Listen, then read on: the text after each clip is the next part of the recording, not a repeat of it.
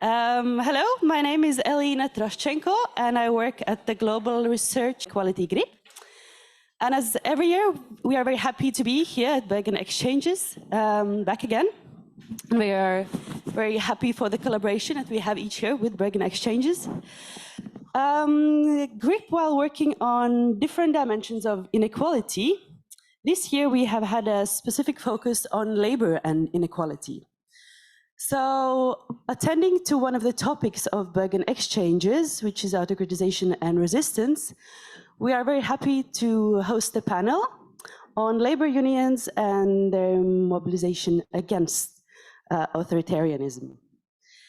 Labor unions have often been an important force in uprisings against repressive regimes. And as a quotidian organizations, they have a tremendous potential to mobilize society in times of need.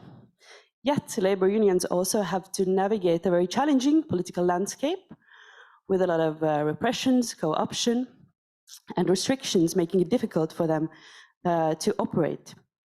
So in this roundtable, we wanted to explore some of these potentialities and shortcomings of labor unions in their work under repressive regimes in different authoritarian contexts, and explore the trajectories of their work in navigating this landscape. So we are very honored to have with us three excellent scholars today who have done extensive work on labor organization and labor mobilization in different contexts. So let me introduce Kerstin Hammann, who is from University of Central Florida and is a political scientist who has worked extensively on comparative politics, especially politics in Western Europe, with a focus on organized labor in Spain, and looked at the regime transitions. Çağatay Şahin is an anthropologist and a labor economist at the University of Ordu, Turkey, and has worked on labor relations and labor struggles in Turkey under neoliberal authoritarianism. And Volodymyr Artyuk is an anthropologist at the Oxford University, currently studying migration in the context of Russia's launched war in Ukraine, and has previously done extensive work on labor in Belarus. So thank you for joining us today. So before I start with some of my questions, and before opening floor to the very engaged audience who had 17 interventions in a previous panel, I wanted to ask you to share some insights on the conditions of labor in the context of your work, their mobilizations against the regime, and also how they are navigating the political landscape in the context of your work. Kerstin, could you please start? No, I think it just stopped. All right. So I wanted to... Apologies. Try this again. I wanted to start the conversation by thinking about the role of unions from an industrial relations perspective. Unions are primarily economic actors, and Richard Hyman, in his seminal 2003 book, Understanding European Trade Unionism, outlined what he called the eternal triangle of unions, which are sort of acting between the market, society, and class, right? So it's the labor market, class mobilization, and social integration. But when we talk about unions as sort of regime actors in some ways, we really talk about them as political actors in their interactions with governments, political parties, political institutions, more so than organizations that represent the membership narrowly defined. So the role as political actors is largely predicated by the ability to mobilize and represent citizens well beyond established union members, and perhaps is most visible when unions protest against governments and their policies, either lawfully in democracies, where they have the right to do so, not without limits, but generally, or often unlawfully in autocratic regimes. So unions generally have a vested interest in establishing and maintaining democratic processes and institutions, because these are the essential platforms for them to organize independently and exist in a legal space. And so therefore, they are highly visible and active in resistance to autocracies or autocratization within democratic regimes, and often fight for the introduction and maintenance of democratic practices, right? And they can do so because as social or class actors, they tend to have the legitimacy to aggregate and represent the working class broadly defined beyond their formal memberships, but also beyond the sort of narrowly, traditionally defined working class. And I'll get back to that in a minute. They also oftentimes address issues that are broader than narrowly focused workplace issues. If we think about protest, union protest, protest is, one definition says, politically motivated actions carried out by individuals or groups that seek to challenge the status quo outside of formal institutional channels. So therefore, again, going back to the question, when can unions be effective? They can be most effective when they have a space to do so, right? That's not surprising, obviously. When we talk about effective, there are three different things we can think about effectiveness. We can think about gaining substantial concessions through different mechanisms, right? Generating conversation would be one, being invited to the table to negotiate, for example, democratization or reforms. Disruption, when the cost of repression exceeds the cost of acquiescence for power holders, so things don't, things stop, like in a general strike. Or displacement, and that is very rare, that unions are effective in replacing existing power holders, structures or institutions with more favorable alternatives. But that is in many cases the goal of unions who engage in protest against autocratic regimes. Now, the second question, sort of related, that sort of guides this panel is, does organized labor benefit from democratization? And based on my earlier comments, you would think, obviously, yes, because they now have this legal space to organize and do things. But that is obviously, very constrained, and it's relative, because it depends on what the expectations are that are related to engaging in protest for democratization. So I want to go back to that in much more nuance during Q&A, if you want more discussion on that, specifically perhaps with reference to Spain, where most of my work in unions in democratization has focused on. And the last thing I wanted to sort of bring up is unions, what do they do when they act as political actors in democracies? And here, my work is focused on two different ways of engaging with politics. One is through social pacts, and the other one is through general strikes. So you have policy inclusion or union inclusion in policy making.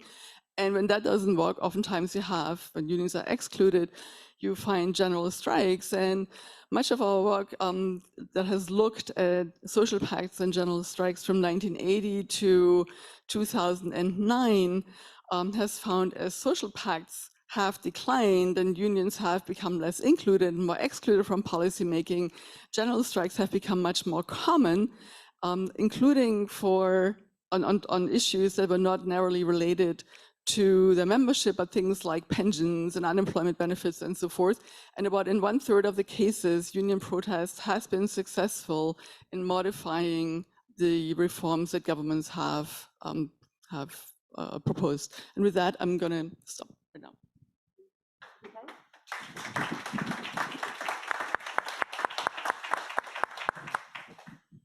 Hi, I'm Çağatay Şahin from Turkey, and I'm going to talk about some unionization problems under some authoritarian regimes such as Turkey and Egypt today.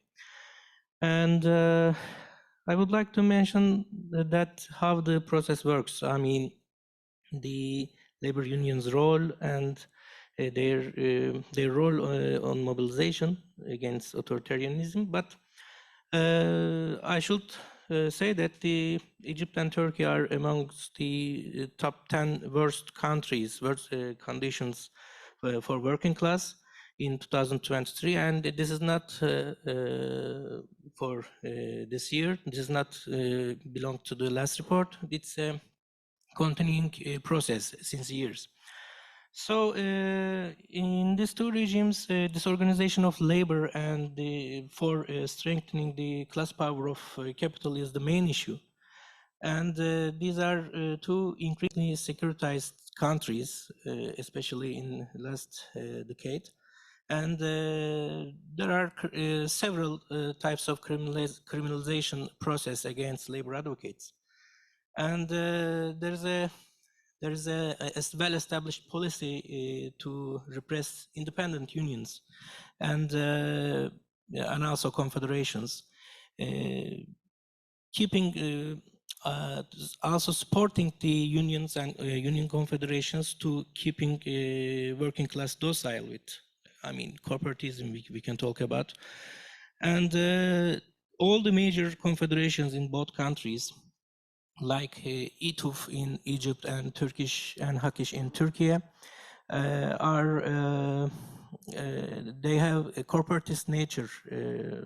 We can easily say that.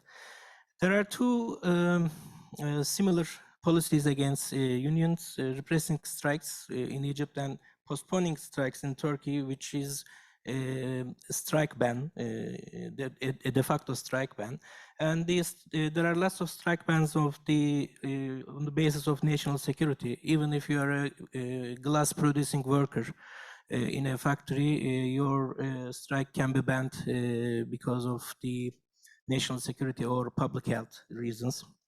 So main body of the trade unionism in Turkey has been shaped by government, mostly in public sector and municipalities, and mostly in unions which have close ties with the government. I can say ideologically compatible unions with the regime. And of course there are limits of the process. This can't go as it was forever, because there are huge inflation rates in both countries, 75% in Turkey, 40% in Egypt, and these are official rates. And there are increasing unemployment levels, 10% in Turkey and 7% in Egypt. Again, there are official rates. And unionization, I would like to talk about some on unionization rates. 14% in Turkey, half of them are public workers, and half of them are working on private companies. And the collective bargaining coverage is 5% in Turkey, and there isn't a rate for Egypt. And I can easily say that collective labor rights are just on the paper. So what I want to say here is it's getting harder to even to recovery of monetary losses for working class, and there are limits to continue and to continue to be an ideologically compatible union in Turkey. So we may face some serious challenges against the established unionism in Turkey and also Egypt. And I would like to mention that the de facto legitimate struggle is should be the way to follow. And workplace level worker militancy always gets the results, especially in last years in Turkey.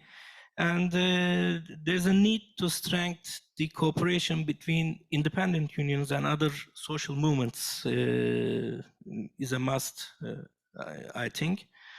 And there are lots to say, but I would like to save for a Q&A session. Thank you.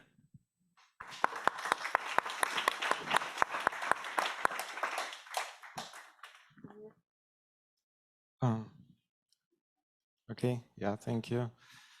Oh, I've been studying labor movement and state labor relations in Belarus, but I think a lot of the conclusions are generalizable to post-Soviet countries, so I think we'll get something out of it. I'll start with a memory. On this day, 15th of August 2020, so 2 years ago, thousands of Belarusians gathered at one of the metro stations in the capital city, Minsk, to commemorate the murder of Alexander Trajkovsky. Well, Alexander was a former tractor factory worker and a self-employed car mechanic, and he was killed on the second day of the mass protests against the rigged elections that took place on the 9th of August. On the same day,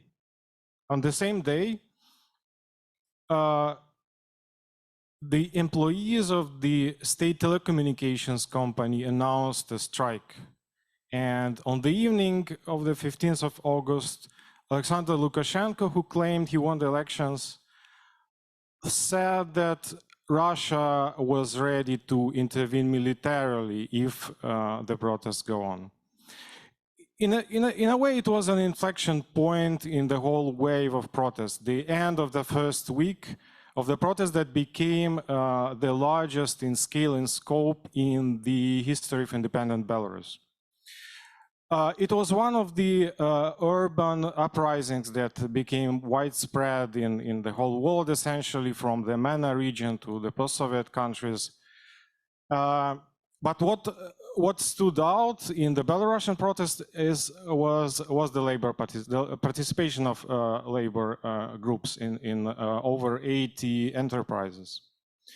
And all of the protests failed. It's interesting to see why it was possible for the labor to participate and why it eventually failed. What was the consequences of labor participation? Well, first, and it's a general point for post-Soviet countries, is that Belarus preserved an extensive industrial capacity, which led to the increased structural power of the working class of that country. And that led to the waves of labor mobilization in the 80s and 90s. Belarus was the place of mass protest in 1991, which contributed to the legitimization of the Communist Party and toppling of the communist regime. In the 90s, after Alexander Lukashenko came to power in 1994, he was faced with a dilemma: what to do with the rising labor militancy and the possible challenges to his power from the old nomenclatura. And his way out was to introduce a bureaucratic flexibilization of labor. He introduced short contracts that eventually were spread to over 95% of the labor power. So everyone was employed on short-term contracts from 1 to 5 years. This was introduced by an emergency edict, a sort of extra constitutional and extra labor code legal measure. Throughout the years, throughout 2000s and 2010s, the effect of this bureaucratic flexibilization was that independent trade unions, those trade unions that were representative of the workers and not just the legacy organizations that remained from the Soviet times, became eviscerated. They lost membership because workers were now fully dependent of the management, and they were wary of joining trade unions.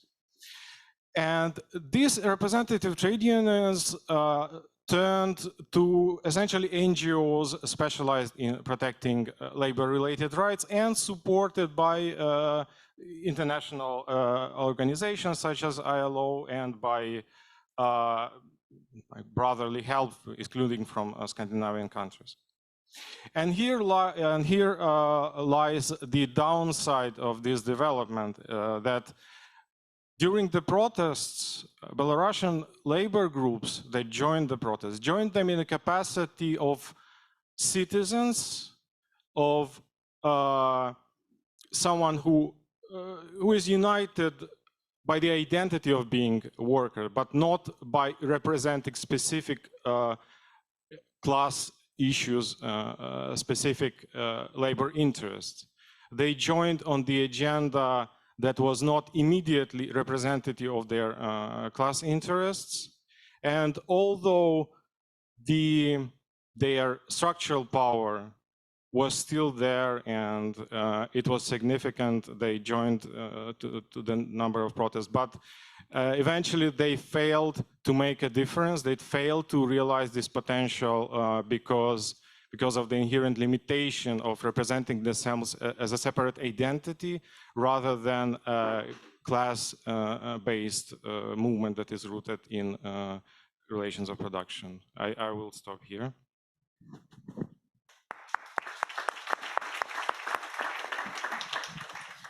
Thank you. Very different contexts and very different insights. As we can see, it's also unions themselves are very different. Some of them are aligned with the political regimes and some of them are not. We also see how labor unions can frame differently their political action, either as workers or as citizens. But also some of the things that you have touched upon are both the potentialities that the labor unions hold in changing the political realities, if there's a space, but also the constraints that labor unions have in engaging in political activities. But if you would have to point out the potentialities and shortcomings of labor unions in more general terms of changing political realities and being a key player in changing a political regime, what would you name as the key elements there of potentialities and shortcomings? And also addressing to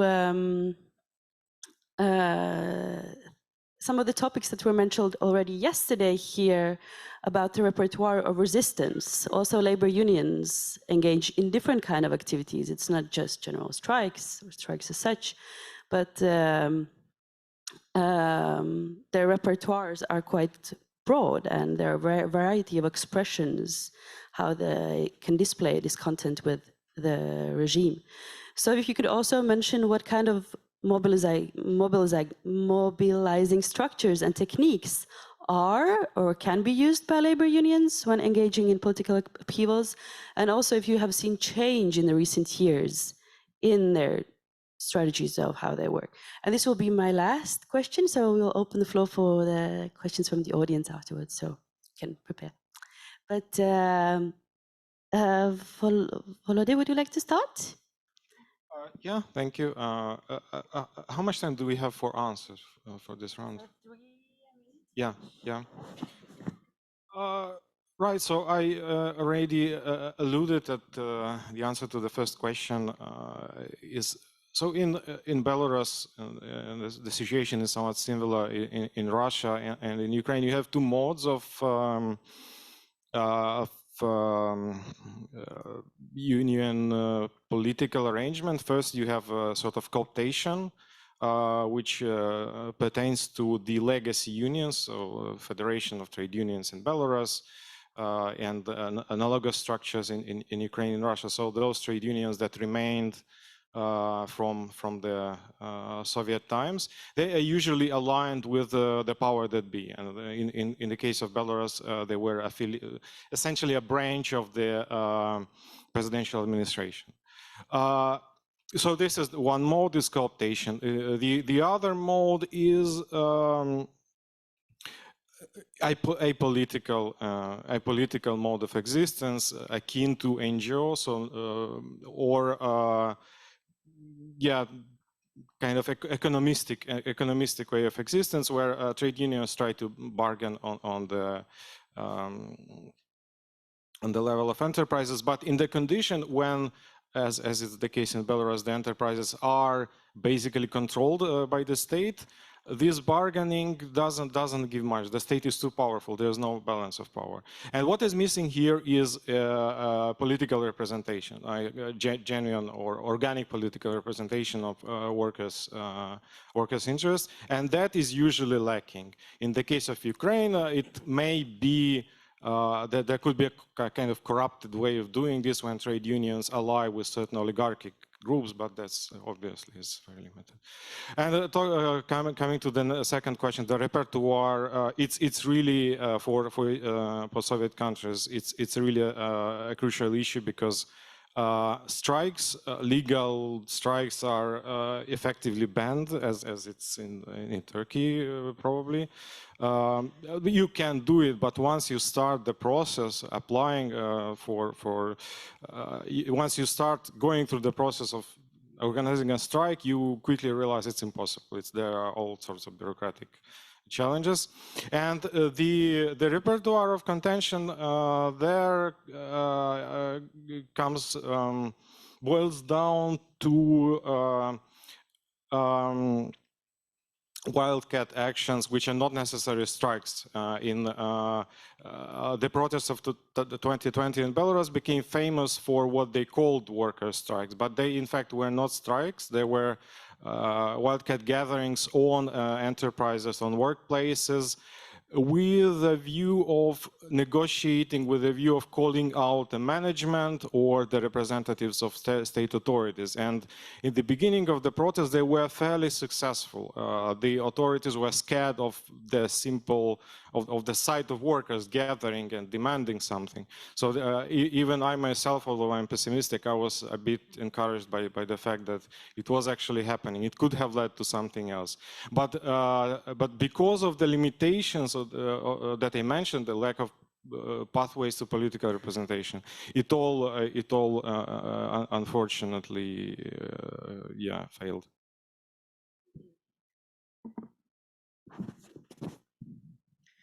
Yes, first of all, we have to answer that which unions we are talking about, because there is a problem in both countries. I mentioned we can call that yellow unionism, and all the major established unions and union confederations are, we can say, the 50 shades of yellow in both of countries. So, and we shouldn't expect anything from these established unions, and there are reasons that we have to expect something from independent unions and also other worker associations, because when workers form themselves under a union, they are also put themselves under a radar of the regime. So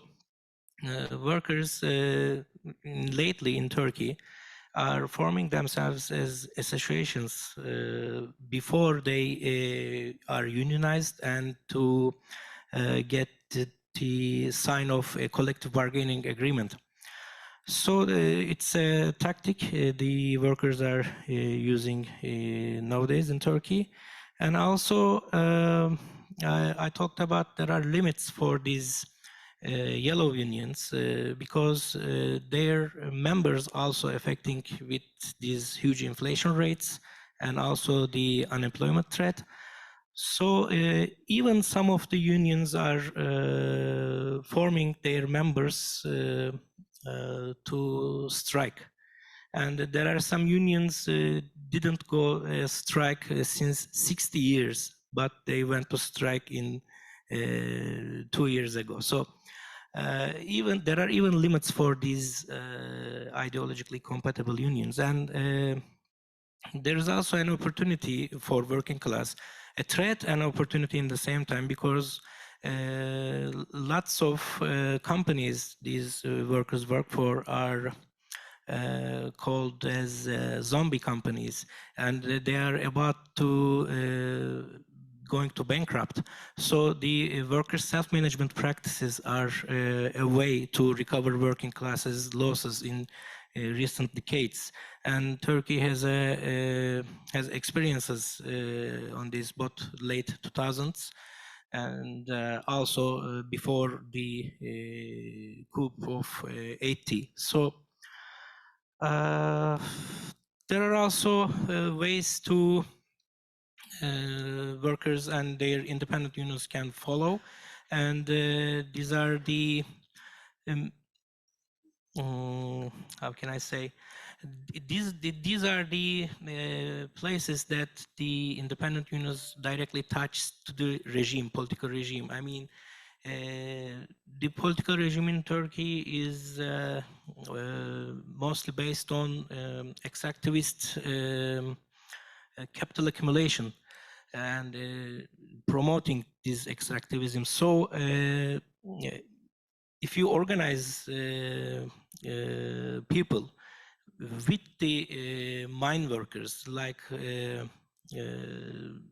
today or since a month, there are some struggles in Turkey, and the peasants and workers are confronting each other. So there are also ways to combine these groups of people. So an independent union should search the ways how to connect these two groups and how their interests are can be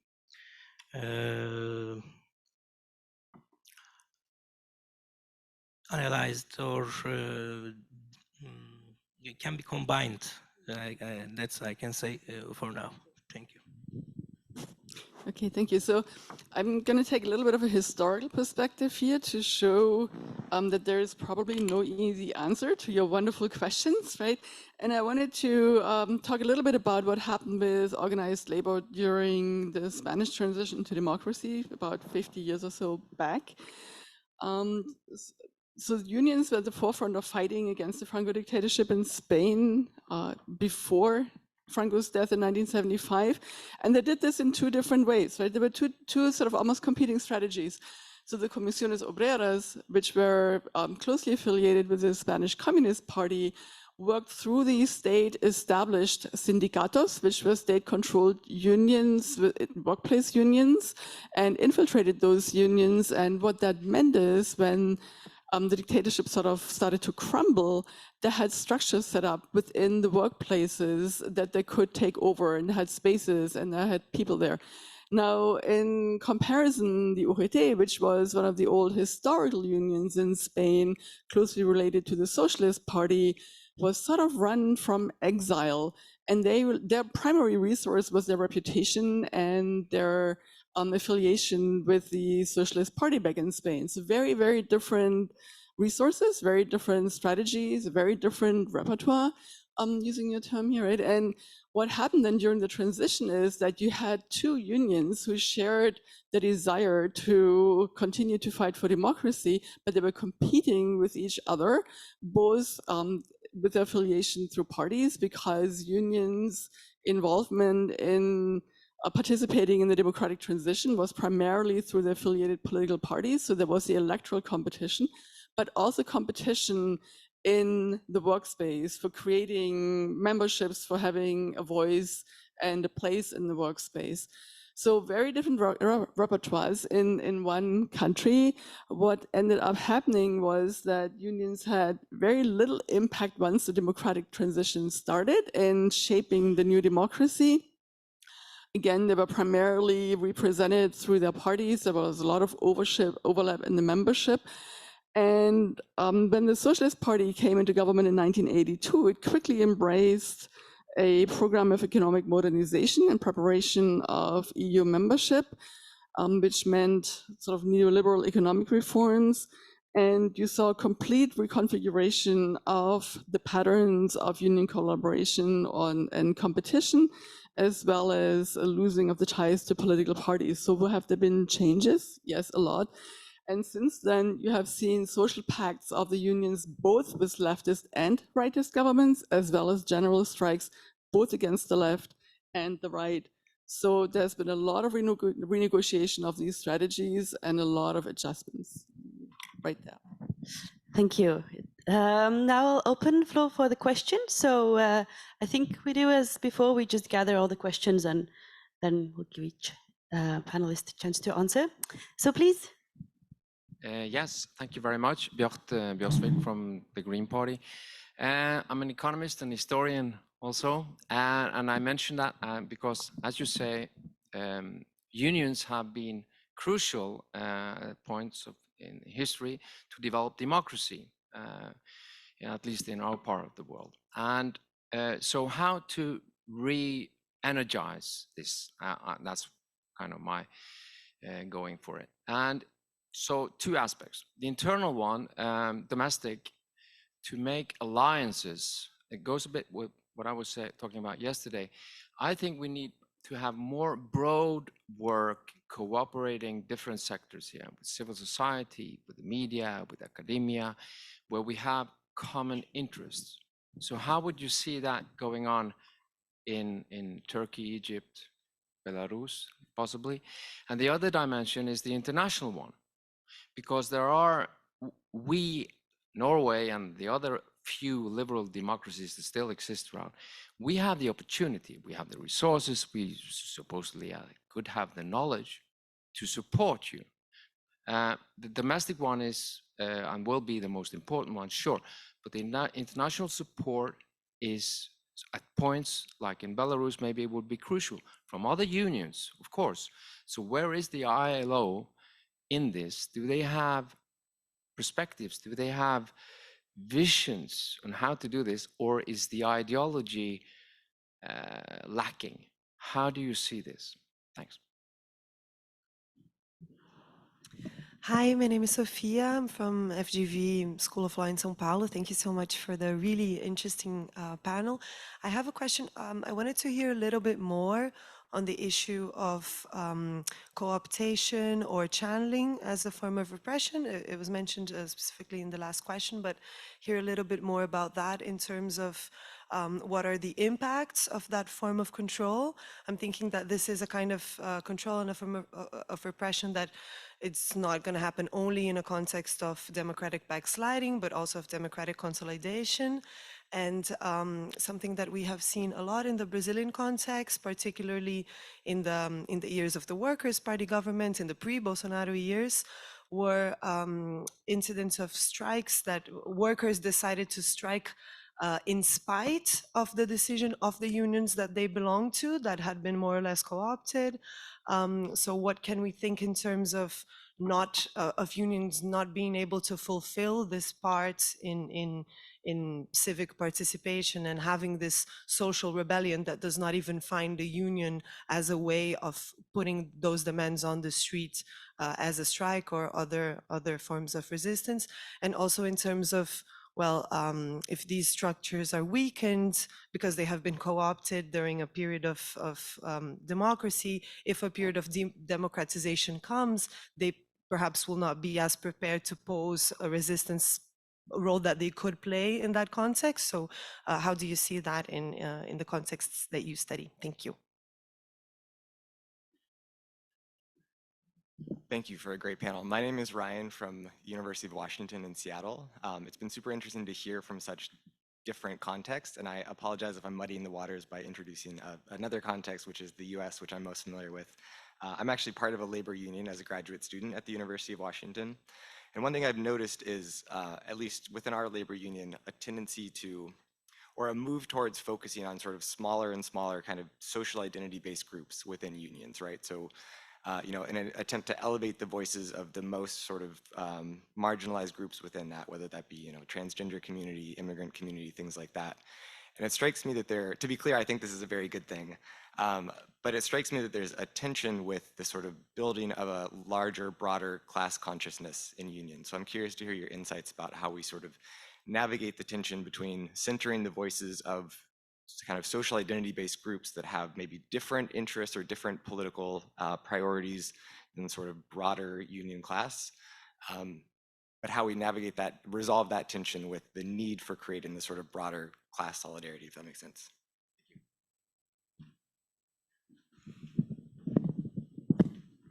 Hi, I'm Julia, also from Fundação Getúlio Vargas in São Paulo, Brazil. And I just like to ask you to develop a bit more on this idea of unions that are aligned with the regime and what that could mean for combating authoritarianism. Because although I found your observations on the topic very interesting, particularly in the context of post-Soviet countries, I felt that maybe we're discussing more what happens if this happens because of lack of actual political representation. But I think we might need to consider the fact that some categories might eventually develop support for an anti-democratic regime due to corporatist demands. And just to give some context, I researched police reform in Brazil, and in Brazil, the police in itself is it's a difficult category to analyze, but in Brazil, they're not allowed to unionize, but they do have these professional associations that lobby in Congress, so that fulfill some political roles in the form of unions. And that's something that I think about, because some officers of lower ranks will argue that they should be allowed to unionize because these professional associations don't represent them. But I have questions of whether even in more organical forms of representation, we wouldn't see some support for authoritarian governments based on, well, corporate interests like protection from legal persecution in case of police killings and these sorts of things. And I think that might also apply to other categories that might have their interests even,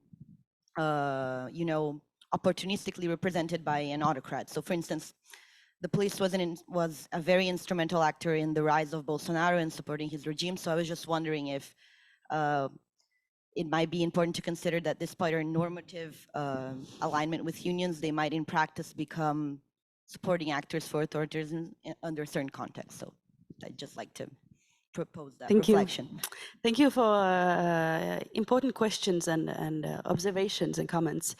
1.5 minutes each to comment on some of these things, and we have also lunch later today, so we can discuss more in detail different issues. Kerstin? Okay, these are excellent questions, and there will not be enough time to go into any great detail, obviously. But I think the theme that I heard in those questions was, who do unions represent really, right? And that varies whether when the unions are co-opted, they probably represent somebody differently, a different audience than if they are more independent. And a lot of industrial relations literature, for example, has talked about the insider-outsider issue, where unions represent those that have stable jobs, primarily in sort of traditional organized sectors of the economy. What that means is many workers are excluded from representation effectively and also organizationally, including workers on temporary contracts. A lot of work that has been done traditionally by women. Women have traditionally not been well represented by unions, for example. Social identities goes also back to this question about who do workers represent. So I think those are excellent points, and yeah, I hope that my panelists will be able to answer them in more detail. Thanks. Well, thank you for the questions. And first of all, I'll start with the unions and democracy. And are they promoting, can they promote democracy in the countries we mentioned about? No. It's a simple answer, because in these countries, what I specifically focused on, the unions themselves aren't democratical, because there are some union presidents keeping their chairs for 40 years in a row. So if the institutions, if the unions aren't democratic, and how can they transform the country more democratical way? And I also, where is the ILO? I would like to answer that. ILO is on the paper. It's not affecting anything in these countries, just declaring some papers and just notifying the procedures, and that's all. So social identity and unionism, transgender communities, a friend asked about. I can answer this in another context, in national identity, put it simply, and I will conclude. And not the established unions, but the independent ones, and also the associations in Turkey, especially in the regions where the large numbers of migrant people from Syria and other countries lives. such as Gaziantep. They are working, these unions are organizing Turks, Syrians, and Kurds in the same time, and they are winning. And they show us the way to follow. It is a class unionism, not the. We should not focus on the national or other identities much. We should focus on class-based interests. Thank you. So last famous words, Vladimir? We are over time, but I will just address one issue that was voiced here is about the role of international organizations. Now it depends on the context, and the context now is war. Two post-Soviet countries are engaged in a war of invasion with the third one, and when I was taking a plane here to Bergen, I learned that 2 trade union activists in Belarus have been arrested again, third time for them. That's in addition to dozens of those who are exiled and who are in jail still. And now practical, urgent international solidarity is, of course, should be directed to those people who are trying to escape or who are trying to survive there. The same concerns trade unions in Ukraine who are struggling with more kind of biological vital things than with preserving their labor power. And yeah, so I think it's in this context, in this conjuncture, unfortunately, this vital kind of biological interest should be primary. Yeah, but others we could discuss later. Thank you. Thank you all for the insightful comments, and I hope we can continue our discussions. Thank you.